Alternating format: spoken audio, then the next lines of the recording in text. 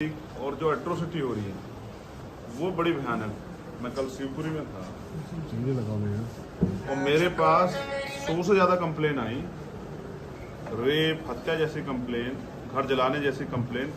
कोई कार्रवाई नहीं हो रही और अगर कार्रवाई के लिए थाने जाते तो पुलिस उल्टा धमका के जो है ये कह देती कि जेल भेज देंगे। तो मैं समझता हूँ कि जब बिना सूचना के 100 से ज़्यादा कंप्लेन आई होगी तो यहाँ अत्याचार की घटनाएं कितनी बढ़ रही हैं। अगर पुलिस और सरकार मिलके महिलाओं को, गरीबों को, किसानों को, मजदूरों को सुरक्षा नहीं दे सकती है तो ऐसी सरकार की जरूरत इन वर्गों को क्यों है। बड़े पैमाने पे मैंने ये नोटिस किया। अभी सबसे बड़ा मुद्दा जो है वो पिछड़े वर्ग का जो आरक्षण था, तो पिछली सरकार ने 27% की बात की और बाद में वो 7.5% पे पंचायत चुनाव हुआ। यानी कि सबसे ज्यादा अगर कहीं अन्याय जहां खुद 90% आबादी बहुजन समाज की है उस प्रदेश में हो रहा है तो वहां के आवाज को, उनकी आवाज को, उनके साथ होने वाले अन्याय की आवाज को हमें मजबूती से उठाना पड़ेगा। यहाँ दलितों का जीना दुर्भर हो गया है। आज भी आजाद भारत में जो घटनाएं पहले सुनी जाती थी कि गुलाम भारत में होती, शाहजहांपुर में जो हुआ कि उस बच्ची को इसलिए नहीं पढ़ने जाने दे रहे हैं कि भाई वो अगर उस गांव से कोई बेटी पढ़ने नहीं जाती है तो आज तो महिलाओं को बराबर के अधिकार है। आज तो इस देश की राष्ट्रपति महिला है।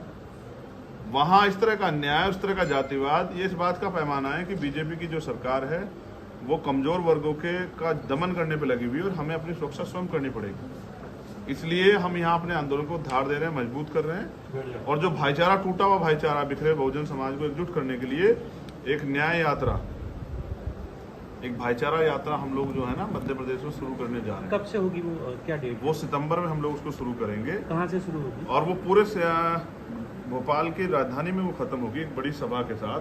पूरे प्रदेश में हो जाएगी, 52 के 52 डिस्ट्रिक्ट्स में जो है वो जाएगी और वहां जाके जो अन्याय अत्याचार उन जिलों में जो समस्या है और जिस तरह से आज भी आर्थिक गैर बराबरी का हम लोग शिकार हैं कि तमाम तरह के रिसोर्सेज से हम लोग दूर हैं, ना हम पे जमीन है, ना हम पे रोजगार है, ना हम पे जो भर्ती होती है उनमें भ्रष्टाचार हो जाते हैं। उन सब चीज़ों के खिलाफ भी हम सरकार की जो नीतियां हैं और सरकार की पॉलिसी है जिनकी वजह से, जिन पॉलिसियों को जो सिर्फ कागजों पे है, जिनकी वजह से काम नहीं हो पा रहा, हम जनता के बीच में रखेंगे। कहाँ से शुरू होगी आजाद जी, कहाँ से शुरू होगी ये यात्रा? इसका पूरा मेमोरेंडम बना के आप लोगों को दिया जाएगा, डेट भी तय होगी, डेट के साथ दिया जाएगा और जिस दिन बड़ी सभा होगी वो सब चीजें दी जाएंगी। आजाद जी, बीएसपी का स्तर नीचे जा रहा है, भीम आर्मी का स्तर ऊपर जा रहा है, इसमें क्या दोनों मिलकर के कुछ अच्छा करने की? हम लोग अपना काम कर रहे हैं।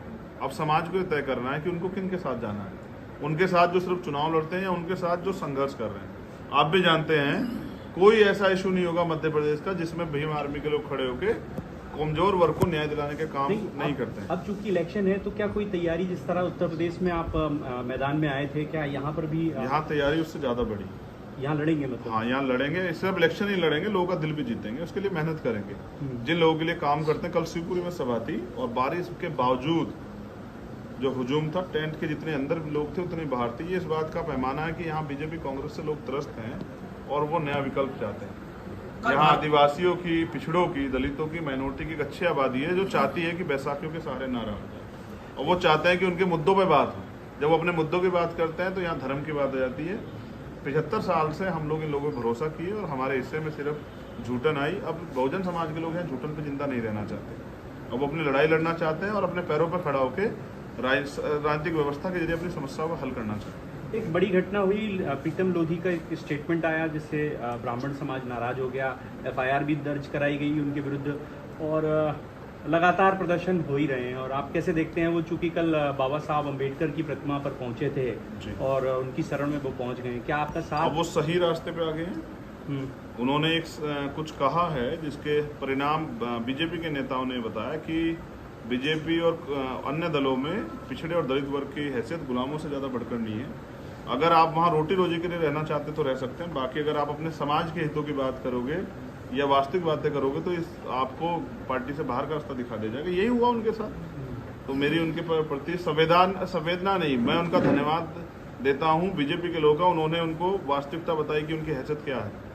अब मुझे लगता है वो सही रास्ते आएंगे और अब वो जो अपने समाज के हितों के लिए शायद लड़ पाएंगे। भीम आर्मी का सपोर्ट है क्या उनको? क्या वो आप अपनी पार्टी में शामिल करेंगे? निष्कासित हो चुके हैं क्योंकि ये पार्टी के पदाधिकारियों का फैसला है।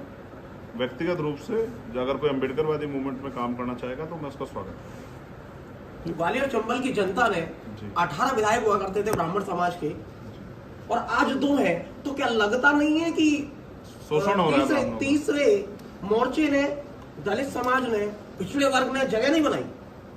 जगह बनाई, लेकिन अपने वास्तविक प्रतिनिधि नहीं भेज पाए, क्योंकि अभी तो जिन लोगों को भेज रहे हैं वो सदन में इसलिए भी पार्टी के हित में ज्यादा बोलते हैं, समाज के हित में कम बोलते हैं। अगर वो समाज के हित में बोलने लग जाए तो जो अन्याय हो रहा है शायद वो ना हो। जयस से आपका क्या चलेगा?